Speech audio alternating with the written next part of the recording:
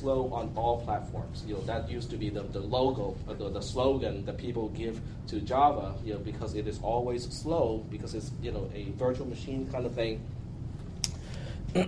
Okay, so last time I'm not quite sure where we left off, but I think we started to talk about the control portion, which is, controlling the logic of, what a sprite or the stage itself do.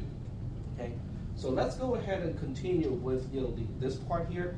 Everything else is kind of fun to play with. This is the only part that is real core programming. The rest is fun, but it doesn't really do anything useful unless you get this part done first. Okay. So we'll go ahead and run something that is kind of interesting.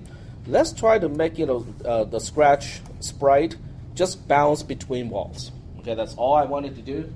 I wanted to run all the way here. When it touches this wall, I wanted to run all the way back and bounces, just bounce around like that. Okay. And on top of that, let's just say that, well, let's do one thing at a time. Let's make it bounce between the two walls and call it a day at this point. So that means I have to start my program. In order to start the program, now this part is actually pretty hard to write any notes about, because the programming interface itself is graphical.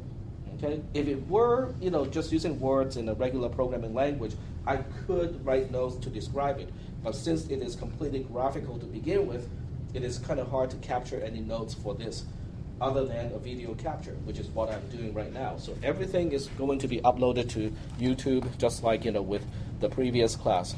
And before we do that, let me just double check and make sure that it is all being recorded, because nothing is more annoying than realizing that it is not getting recorded. Okay, let me close that. Okay, because it does show me which application is using the microphone and whether it is recording anything. So this is good confirmation that it is recording the audio as well as the video, because I can look at the command line here and it is still recording. Excellent. Okay, so the first thing we want to do is to just have the program to start when the green flag is clicked.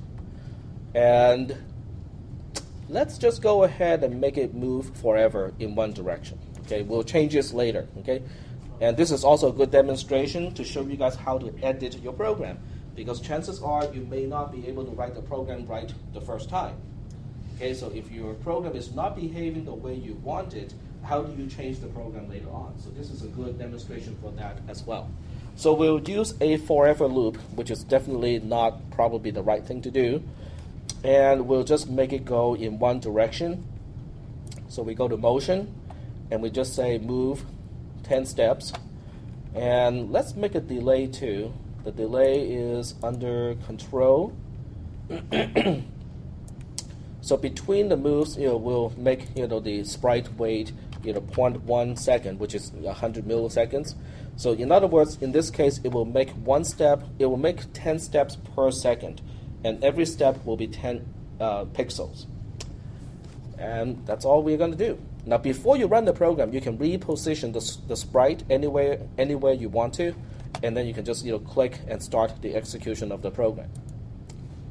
Okay, so it keeps going and going and going, but it won't go off the screen, or it does. It goes all the way up to here, but it doesn't get off the screen completely. The program is still running. It's just that the sprite is now at the limits, so it won't change the position anymore at this point. It's definitely not bouncing back. So we can stop the program and look at this code here and go, well, something doesn't seem to be right, because it is not going back when after it hits a wall. So what you can do is you can go to motion again. And in motion, they have a tab here, or they have an action here called if on edge bounce. Okay, what that does, what the quote-unquote bounce does, is it will change the direction or the heading of the sprite 180 degrees, which is exactly what we want it to do, right? Because once it gets to this edge here, we want it to turn 180 degrees and head out on the opposite direction. After it hits the other edge, we want it to change 120 degrees again and go back the other direction. So this way, it will just keep bouncing between the two edges. Okay, so here we are going to drag this into this block here. Now, when you drag and drop it, you have to be careful where you're dropping it. If I drop it here, it will be before the forever loop, which is not what we want to do. We want to drop it somewhere, let's say here. After the move is fine. It can be before or after the wait. You cannot really see much of a difference. Okay, I have just made a change to the program, and let me drag the sprite back here, and then run the program again. Okay, so this time when it hits the edge, it bounces and it turns the other way around. Okay, and when it hits the other edge, it bounces back again. Okay, so you can incrementally change the program. You don't have to write the entire program all at once. You can just add some logic, at certain points of your program. Do we have any questions about this? No questions? Okay. Now, the next thing I want to do may be, okay, this is kind of boring, right? I mean, it just keeps bouncing between the walls. Maybe I just wanted to bounce maybe 3 or 4 times, and then I want to make the program stop. Okay, because this obviously is not very interesting. So now I need some way to count how many times it has bounced. Okay, now that actually complicates the program quite a bit because there's no counting right here. Okay, if you look through this entire program, there's no counting mechanism to do any sort of counting. Okay, well, I have the conditional logic here to say that if it is on edge, turn around, but that by itself does not do any counting whatsoever. Now, one thing you have to do when you want to do any sort of counting is to say, okay, what am I going to use as the counter? Okay, because we need a counter that will start with a value of 0. Once it hits the edge, it will increment to 1. Once it goes back and hits the other edge, it will increment to 2, and so on. So what we need is a variable. Okay, a variable is a basic storage object to store a value. In Scratch, a variable can be used to store just about any value. You can store a number, like 1, 2, 3, 4, and so on. You can also use it to store text, like your name, address, and so on and so forth. There's no differentiation between those two types. When you need a variable, you have to go to the Variable tab, and then you click Make a Variable. So we'll just give it a name of bounds counter. And we can make the variable only accessible to this sprite itself. Okay? Are there any questions about this part here? The steps to get here is not difficult because we have the screen recording. You just have to replay the video clip, and it will show you exactly what you have to click in order to get here. So we click OK, and you can see that now we have a bounds counter as a variable. And with any variable, there are a whole bunch of stuff that we can do with it. We can say set bounds counter to a particular value, which means we are initializing the counter to a particular value to begin with. We can change the bounds counter by a particular value, which means we are either incrementing or decrementing it. We can show the variable counter, which makes it appear like here. We can also hide it, which means this will disappear from the screen. If I have to reset the bounds counter to 0, where do I put that code? Do I put it inside the forever loop, or do I put it outside of the forever loop? Outside. Outside? Why do I want to put it outside the forever loop? What happens when I put it inside the forever loop? It'll reset it every time it loops. It will reset it. In that case, it will never reach the intended number you want it to. Yep, exactly. That is exactly right. So let's go ahead and find out. But we don't even have the logic to change it yet. Let's go ahead and just put set bounds counter to 0 before the loop first, and run the program again. Doesn't seem to be doing anything, does it? If you look at, bounce counter, it remains 0 all the time. And that's because of what? The forever loop? Well, it is in a loop, but We haven't set it to count bounces. exactly, because we have not, make it to change by 1. Now, but do I want it to change by 1 for every single loop? Let's go ahead and see what happens when I do that, okay? Because I know that we have to change it by 1 at some point. I just don't know how to specify when to change it by 1.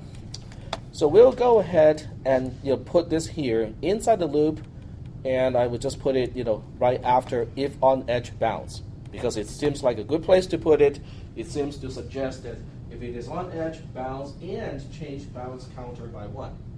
Okay, so we want to run the program and see whether that is really doing what we think it should be doing. And this is one great thing. Well, it's both good and bad.